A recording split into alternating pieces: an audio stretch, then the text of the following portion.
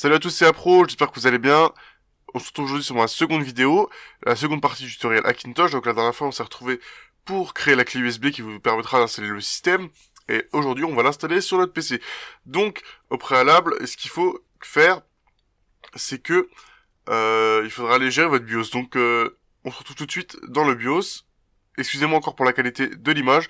J'ai essayé de faire au mieux, c'était avec mon appareil photo, donc c'est pas tip top, mais je vais essayer de faire au mieux mes explications pour que vous compreniez bien. Donc on se retrouve tout de suite. Donc on arrive sur le BIOS et on va régler les informations. Je vous mets tout en description. Certains ont pas les mêmes configurations que moi. Donc on va désactiver déjà la technologie de virtualisation de Intel. Donc ça s'appelle souvent VTD. Donc on met en disable. Tout dépend de votre carte mère. Je vous ai dit, je mets en description de mon article avec tous les réglages. Faudra bien chercher dans votre carte mère.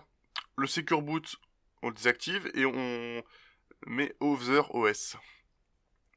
Ensuite, on retourne dans les paramètres du CPU et on va désactiver le CFG Lock. Donc on met bien sur Disable. Voilà, et on va sauvegarder pour rebooter. On va insérer notre carte bleue, j'allais dire, notre clé USB qu'on a créée lors de la précédente vidéo.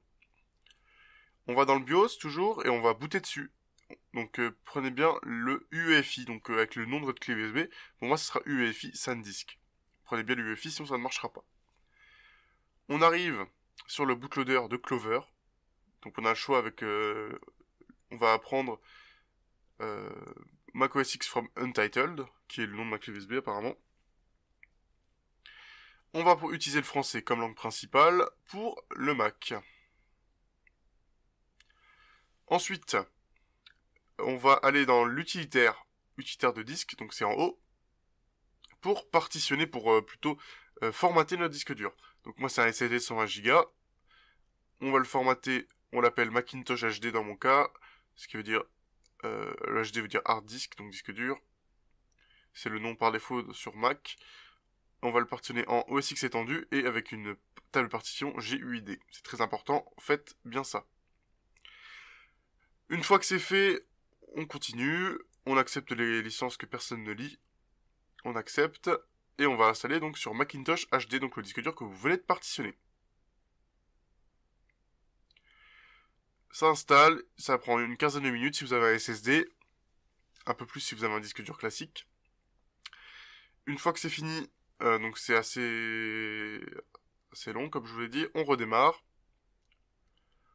Si vous n'avez pas mis votre disque dur en priorité numéro 1, enfin d'ailleurs c'est la clé USB, donc là on boot sur la clé USB, je dis des conneries, on boot sur la clé USB, et là on boot sur le Hackintosh HD, dans le section de boot. Voilà, ça va démarrer tranquillement, j'ai accéléré le passage. Et là on va pouvoir sélectionner, plutôt configurer notre Mac. Donc j'habite en France, donc j'ai sélectionné la France.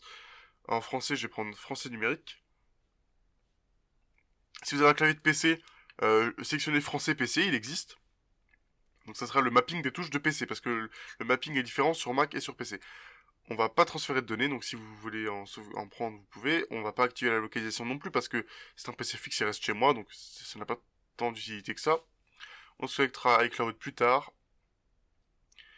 On accepte encore les contrats de licence, et là on va créer notre compte. Donc à Pro, vous mettez votre nom, votre mot de passe, un indice si vous voulez retrouver votre mot de passe si vous le perdez.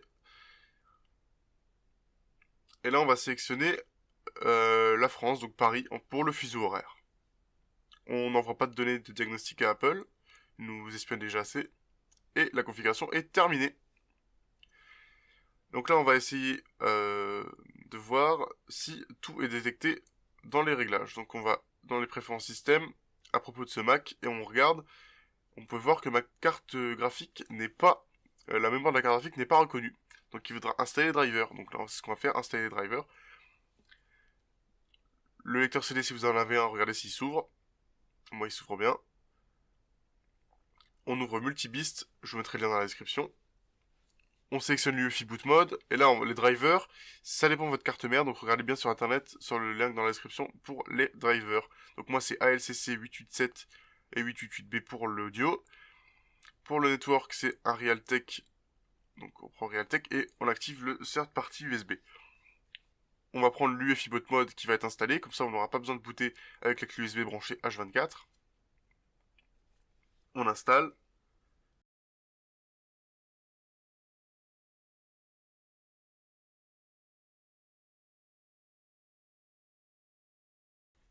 L'installation est effectuée. Et là on va installer les drivers de Nvidia si vous avez une carte Nvidia. Si vous avez une autre carte graphique ou pas de carte graphique, vous pourrez vous passer de cette étape. On ouvre le WebDriver. Et on va installer. Continuer.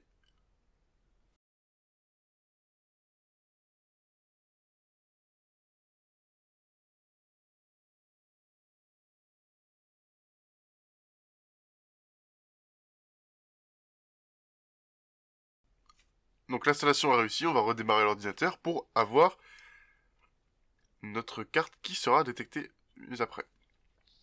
Donc là, vous pouvez sélectionner dans votre BIOS et mettre votre disque dur en boot numéro 1 et choisissez bien la version UEFI, sinon ça ne marchera pas.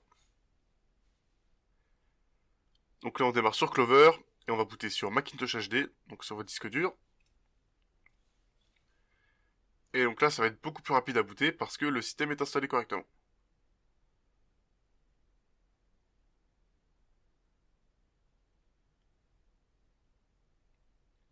On se connecte. Et voilà, notre Mac est fonctionnel, on peut aller voir dans les réglages, on voit bien que ma carte Nvidia est détectée avec ses 2048 MO.